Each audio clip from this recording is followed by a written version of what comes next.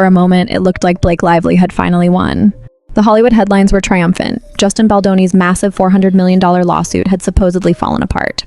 But just as fans started to move on, the truth came crashing back like a plot twist no one saw coming.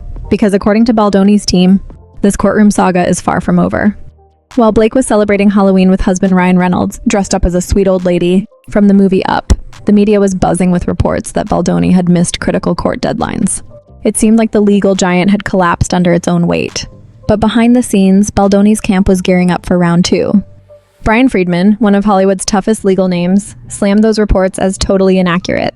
He told the Daily Mail that no deadlines were missed, not one. Instead, Baldoni's team made a strategic move, deliberately choosing not to amend their complaint to preserve their right to appeal. In other words, the fight isn't over, it's just evolving.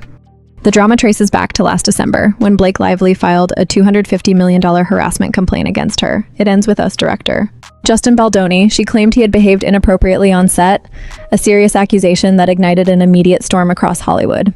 Then came a New York Times expose, painting Baldoni as controlling and manipulative, even suggesting he'd orchestrated a media smear campaign against his leading lady. In January, he filed his own $400 million defamation suit against Blake, Ryan Reynolds, and the New York Times itself. In his version of events, Blake wasn't a victim, she was a usurper, trying to take over his film. According to court filings, she even compared herself to Daenerys Targaryen from Game of Thrones, calling Ryan and her close friend Taylor Swift her dragons. It sounded dramatic, maybe even theatrical, but it revealed just how personal this feud had become.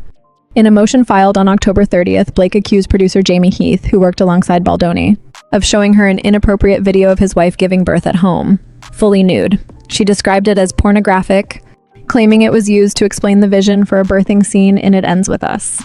The footage became a central point of contention when Heath allegedly failed to hand over the complete version, providing only a brief 3-minute clip instead. Blake's lawyers said it was evidence of ongoing misconduct and disrespect.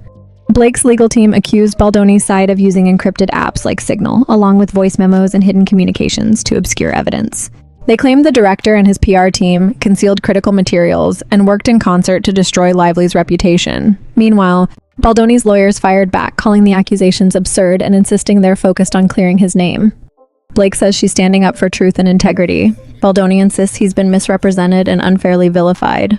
Each side claims to be the real victim, while millions of fans watch in disbelief as the legal filings turn into tabloid headlines. It's about pride, power, and public image, a clash of two Hollywood forces whose collaboration has turned into one of the most explosive feuds of the decade. From the outside, it might look like a simple lawsuit, but behind every legal motion lies strategy, emotion, and quite possibly revenge.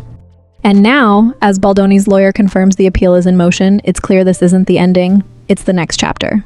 The cameras may have stopped rolling on It Ends With Us, but in real life, the story is just getting started.